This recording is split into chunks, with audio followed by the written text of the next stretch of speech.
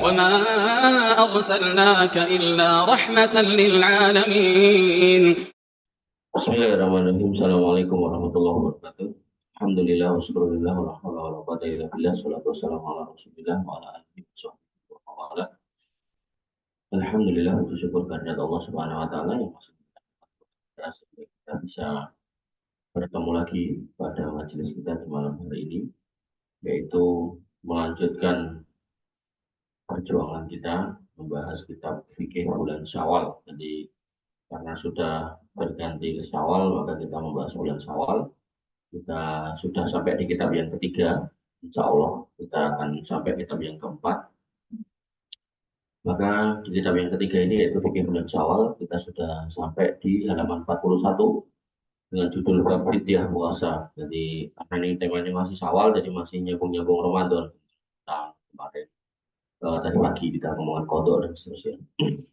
Maka fidyah berarti sesuatu yang menjadi pengganti bagi mukallaf untuk lepas dari sesuatu yang tidak sukai atau yang artinya seseorang kalau kemudian punya utang, dia harus mengkodok, nggak bisa kodok maka harus bayar fidyah.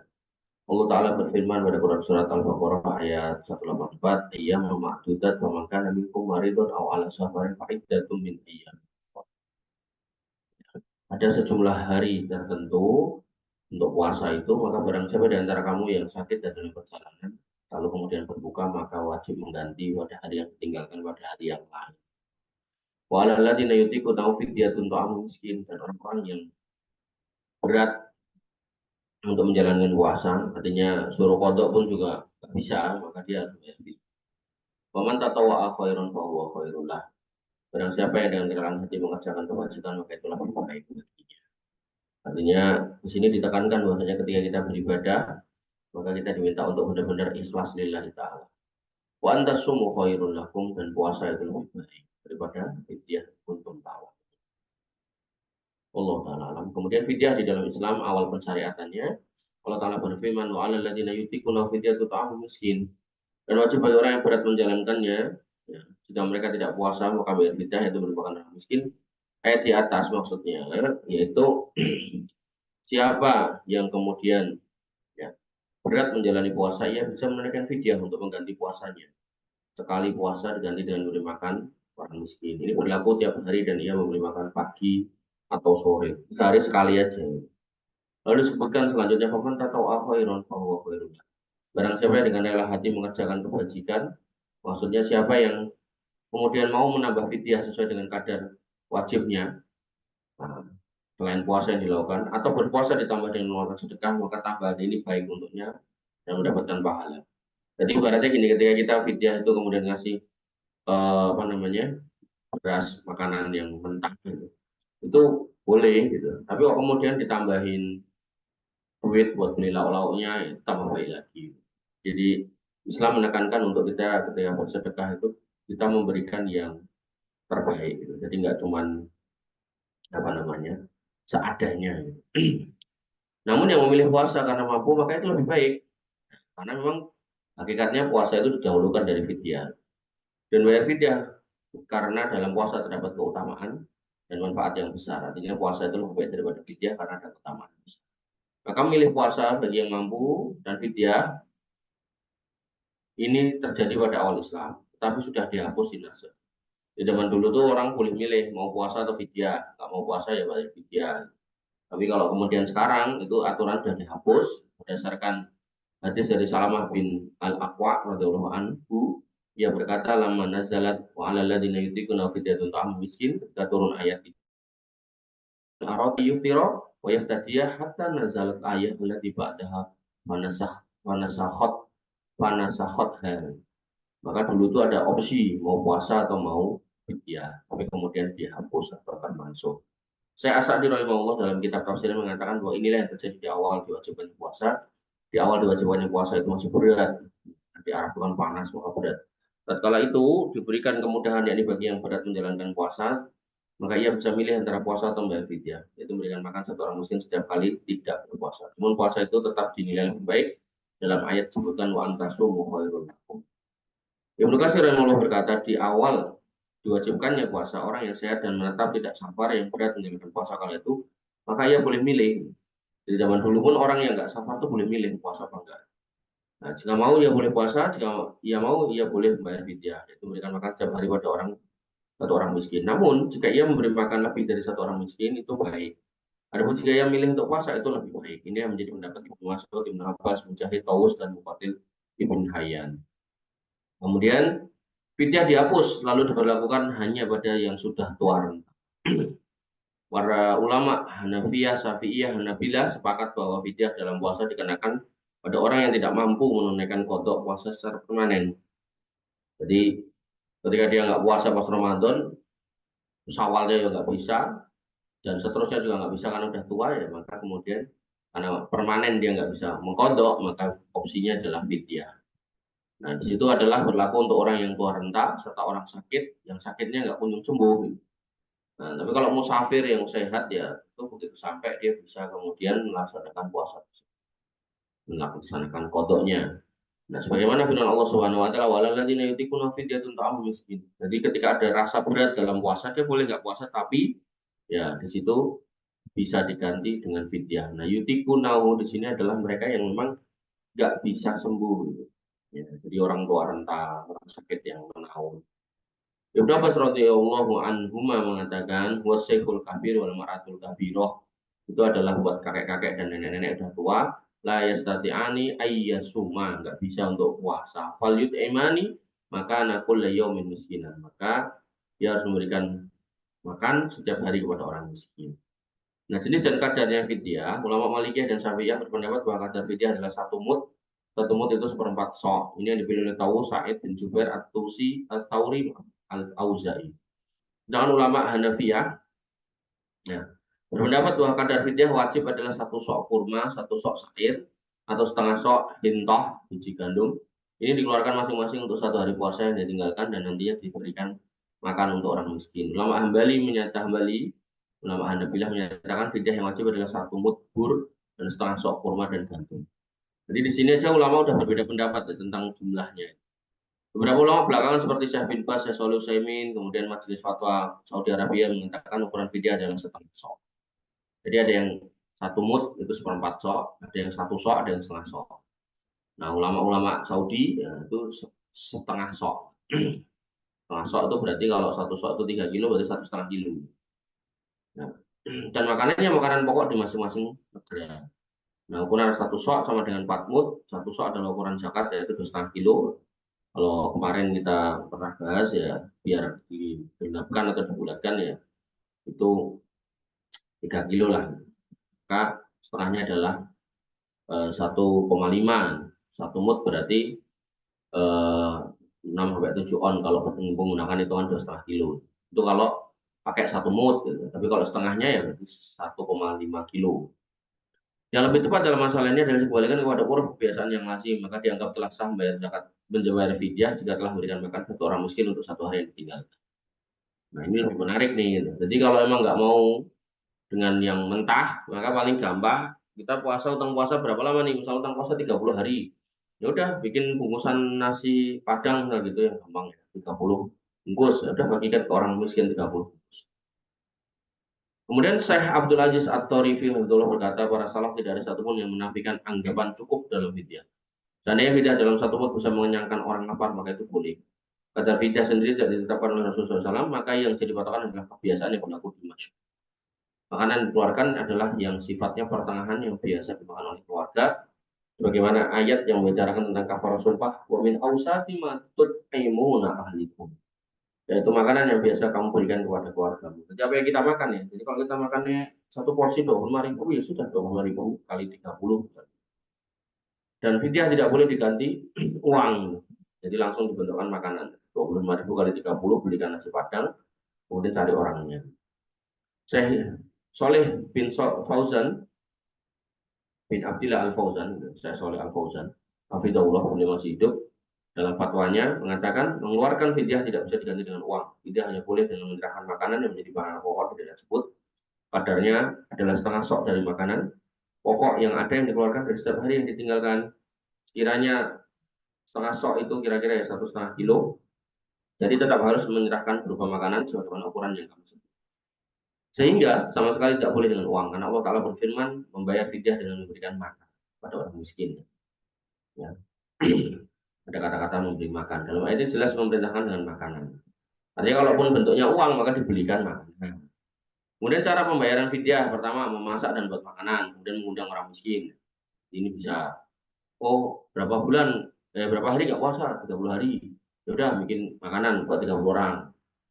Tambahannya apa? Prasmanan buat 30 orang. Nah, masa nanti yang masak nggak ikut makan, yes. Tambahin 5 orang atau tambah 10 orang, 40 orang. Undang untuk 40 orang. Yang kedua, memberikan kepada orang miskin berupa makanan yang belum dimasak. Ini yang mentahan. Boleh setengah sok ya. 1,5 kilo. Misal bayar fidyah untuk 20 hari, salurkan 20 orang miskin. Atau bisa juga satu orang miskin dapat 20 hari. Sama aja ya. Jadi ini juga berlaku di zakat fitrah. Jadi zakat fitrah misal terkumpul nih 1 ton di masyarakat di kampung. Terus di kampung itu orang miskin 1, kasihkan semua. Bisa. Atau ternyata misal ya, nanti kalau dikasihkan semua 1 ton, nanti tiba-tiba yang nggak miskin, terus kemudian dia merasa jadi orang miskin gitu kan. Nah, maka kalau itu yang terjadi ya sudahlah. Maka kita carikan orang miskin di kampung sebelah, nemu 2 atau 3. 3 tambah 1 4, ya 1 ton bagi 4, boleh. Atau memang 1 ton dikasihkan ke 1 orang itu ya bisa. Cuman biasanya ya irenan gitu, iri. Nanti kalau ada yang kayak gitu terus, ini aku tak jadi miskin, gue kayak itu 1,5 ton lumayan. Nah, ini nggak boleh. Kemudian fidyah dikeluarkan ketika punya kelapangan rezeki. Artinya orang yang mempunyai utang puasa itu punya kelonggaran. Imam Nawawi mengatakan bahwa jika fidyah diwajibkan pada kepada orang tua renta, sedangkan ia dalam keadaan susah, maka apakah ia dalam keadaan lapang rezekinya harus dibayarkan atau gugur? Ada 2 pendapat dalam hal ini. Pendapat terkuat dalam hal ini adalah kewajiban fidyahnya gugur jika ia dalam keadaan memiliki kelapangan rezeki, nantinya tidak wajib bayar sebagaimana zakat fitrah pun demikian. Jadi gini, ketika Ramadan kemarin dia punya utang, dia wajib bayar fidyah. Nah, kok kemudian pada tahun ini dia nggak punya duit, maka ya sudah gugur kewajibannya. Benar-benar nggak mampu ya, jadi bukan pura-pura nggak mampu, benar-benar nggak mampu. Kalaupun dia ngutang juga nggak ketahuan dia utang apa, dapat duit dari mana untuk nyaur, nah, dia nggak bisa, maka bebas tuh nggak bayar fidyah, karena benar-benar nggak mampu. Kok kemudian tahun depan dia misal dapat rezeki, ya, maka fidyah yang kelewat di tahun sebelumnya ya gugur, jadi nggak perlu dibahas lagi. Zakat fitrah juga sama. Zakat fitrah wajib buat mereka yang mampu membayarnya. Begitu kemudian nggak mampu, gugur kewajiban bayar fidyah, bayar zakat fitrah, maaf. Nah, tahun depan dia mampu atau bulan depan dia mampu, ya udah nggak bisa, karena zakat fitrah maksimal ketika imam atau khotib naik mimbar gitu kan, nggak bisa. Ketika imam mendirikan sholat gitu, maka nggak bisa. Sehingga karena kalau nggak bisa ya sudah gugur kewajibannya. Wallahu ta'ala. Kemudian waktu pembayarannya, yang pertama, seorang dapat membayar zakat fitrah pada hari itu juga ketika ia tidak melaksanakan puasa. Jadi kalau misal nggak puasa sekarang, bayarnya nanti malamnya atau besok pagi bisa. Kemudian yang kedua, para ulama benar-benar mendapat tentang masalah bolehkah mempercepat pembayaran fitrah atau tidak untuk yang sudah tua renta. Jadi misalnya kita punya orang tua atau kakek, gitu kan, yang dia jelas biasanya dari tahun ke tahun tuh sebulan full nggak puasa. Boleh nggak kita bayar di awal-awal Ramadan atau nunggu beliau selesai Ramadan baru kemudian kita bayar? Ini kan juga harus dipahami gitu kan. Maka dalam konteks ini, maka Imam Nawawi menyatakan bahwa ulama sepakat bahwasanya ulama mazhab Syafi'i menyatakan tidak bolehnya mempercepat bayaran fidyah sebelum masuk Ramadan. Nanti kalau bayarnya sebelum Ramadan nggak boleh gitu. Nah, adapun kemudian mempercepat bayaran fidyah setelah terbit fajar subuh setiap harinya diperbolehkan. Artinya kalau kemudian dia harusnya puasa dari subuh sampai nanti maghrib, karena fix hari ini dia nggak puasa, pas subuh ke pagi dia sudah menyiapkan fidyah kasih ke tetangganya, itu boleh. Kemudian yang keempat, mempercepat bayaran fidyah sebelum masuk fajar subuh di bulan Ramadan juga masih diperbolehkan. Pendapat ini dipilih oleh menurut kata Imam An-Nawawi. Jadi mempercepat fidyah sebelum masuk fajar subuh di bulan Ramadan. Artinya ini untuk hari itu ya, jadi bukan untuk sebulan. Kalau sebulan nanti berlaku yang kedua, nggak boleh. Jadi bayar fidyah sebulan di awal nggak boleh. Kemudian yang kelima, berarti tidak masalah menjalankan fidyah untuk 1 hari saja, tidak untuk 2 hari atau lebih. Ini pendapat mazhab Syafi'i. Imam Al-Khatib Asy-Syirbini mengatakan tidak dibolehkan untuk wanita hamil dan menyusui memajukan fidyah 2 hari atau lebih dari waktu puasa. Jadi dibolehkan diajukan di subuh itu untuk puasa hari itu. Jadi untuk yang besoknya nggak boleh. Bagaimana tidak boleh mengajukan zakat untuk 2 tahun. Namun kalau mengajukan fidyah untuk hari itu dibayar pada hari tersebut atau malamnya itu boleh. Nah, kemudian yang keenam, waktu akhir pemungutan fidyah tidak dibatasi. Fidyah tidak mesti ditunaikan di bulan Ramadan, bisa pula ditunaikan pada Ramadan. Ayat yang mensyariatkan fidyah yaitu Quran surat Al-Baqarah 184 tidak menetapkan waktu tertentu sebagai batasan. Fidyah ditunaikan sesuai kelapangan, waktu ditunda beberapa tahun. Nah, batasan waktu membayar fidyah disarikan dari Al-Mawsu'ah Al-Fiqhiyah. Intinya, yang aman kalau menurut saya berdasarkan pembahasan atau yang kita pelajari tadi, fidyah itu bagusnya ya kita setelah selesai Ramadan. Jadi ketahuan utangnya berapa hari. Nah, jadi bisa anehnya bisa yang bersangkutan itu disiapkan kalender, kemudian dilingkari berapa hari dia nggak puasa. Tentu puasa yang memang nggak puasa memang yang benar-benar dia nggak bisa nyaur. Gitu. Tapi kalau yang safar itu kan itu nggak perlu fidyah, itu dipoto aja. Atau kalau kemarin pembahasannya orang hamil dan menyusui yang takut akan kondisi janinnya atau anaknya, maka dia wajib kodok ibunya, kemudian untuk ketakutannya terkait anaknya wajib bayar fidyah. Nah, fidyah ini dibayar oleh bapaknya gitu, atau orang tuanya. Nah, itu ditulis tuh berapa hari nggak puasanya itu. Nah, maka bagusnya maka setelah selesai Ramadan, jadi ketahuan jumlahnya, baru kemudian dibayarkan. Karena khilafnya yang ada dari poin 1 sampai 5 itu adalah kalau dibayar sebelumnya. Paham ya? Jadi kalau dibayar sebelumnya itu ulama khilaf boleh dan enggak. Tapi kalau dibayar setelah Ramadan selesai itu enggak ada khilaf tentang kebolehan. Jadi keluar dari khilafiyah itu lebih aman daripada berkecimpung di dalam khilafiyah. Wallahu taala alam. Kemudian ringkasan yang terkena kewajiban kodok dan fidyah disebutkan dalam Safinatun Najah. Ya, Safinah An-Najah Imam Nawawi Al-Bantani rahimahullah mengatakan waqsamul iftar arba'atun aidon. Bahasanya pembagian buka itu adalah untuk empat orang. Yang pertama awaluha mayalzamu bihi al-qada wal fidyah, yaitu orang-orang yang wajib bayar qada dan fidyah bahwa isnani ada dua orang. Al-awwal al-iftaru li khaufin ala ghairihi, yaitu orang yang kemudian berbuka takut karena yang lainnya, yaitu janinnya, khawatir pada orang lain. Kemudian wasani yang kedua al-iftaru ma'a ta'khiri qada ma'a imkani hatta ya'ti Ramadan ukhra. Jadi orang-orang yang dia nggak puasa wajib kodok, tapi kemudian diakhirkan sampai keluar Ramadan lagi, ya, maka dia wajib kodok lagi plus ada fidyahnya. Jadi utang puasa misal kemarin utang puasa 10 harusnya sebelum Ramadan tahun depan ini dilunasi, masih masuk Ramadan tahun depan masih punya utangnya, ya, maka dia wajib bayar 10 plus fidyah 10 orang. Hati-hati. Kemudian wasaniha yang keduanya lagi, berarti yang tadi 4, nah, 1 2 udah, yang keduanya lagi, yang pertama itu mayal jamu fi al qada dunal fidyah. Dia wajib kodok tanpa fidyah. Bahwa yaksuru, dan ini apa nih yaksuru? Banyak terjadi. Yang pertama kamughma alaih, seperti orang yang tua renta, orang yang pingsan, kamughma alaih, orang-orang pingsan. Jadi dia orang-orang yang nggak kuat puasa, jadi puasa kemudian pingsan. Nah, kemudian buka ya sehat, maka dia dihitung utang dan wajib kodok tanpa fidyah. Pokoknya orang-orang yang sakit lah, tapi bisa sembuh gitu. Wasali suha, dan yang ketiga mayal jamu fil fidyah dunal kodok, yang dia itu wajib fidyah tanpa kodok. Kalau yang di atas yang ke di atas ini kan tadi wajib kodok tanpa fidyah gitu kan. Kebanyakannya adalah seperti orang sakit yang bisa sembuh. Nah, kemudian yang pertama ini adalah orang yang kodok dan bayar fidyah, itu ada dua. Yang pertama takut atas orang lain, maksudnya janin dan seterusnya, orang hamil menyusui. Kemudian kelompok yang kedua adalah orang yang dia mengakhirkan bayar utangnya sehingga dia bayar fidyah juga. Dan kemudian yang kedua ini adalah dia bayar kodok tanpa fidyah, kodok tok tanpa fidyah. Ini orang sakit yang bisa sembuh, orang safar juga.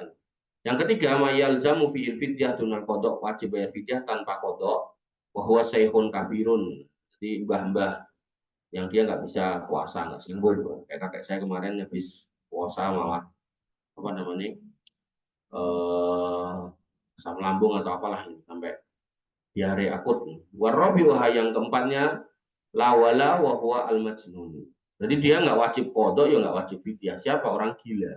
Alladzi lam yata'adda bi jununi, yang tidak sengaja gila. Jadi gimana ya, tidak sengaja gila itu ya pokoknya dia pas Ramadan datang itu dia udah gila itu. Tapi kalau dia pas Ramadan dia sempat waras, kemudian tengah Ramadan gila gitu kan, nah maka dia ditunggu untuk sembuhnya kalau memang bisa sembuh. Tapi kalau gilanya permanen, nah, maka dia nggak punya kewajiban untuk mengkodok, juga tidak bayar fidyah. Wallahu taala alam. Dan wanita hamil dan menyusui disamakan dengan orang sakit. Dia tidak boleh puasa jika berat, lalu sebagai pengganti puasa dirinci. Jika hamil menyusui khawatir pada bayinya, maka wajib kodok dan fidyah. Jika dia tidak khawatir pada bayinya, dia khawatir pada dirinya tok, maka dibiaskan orang sakit cuma wajib kodok. Walhamdulillahirabbil alamin.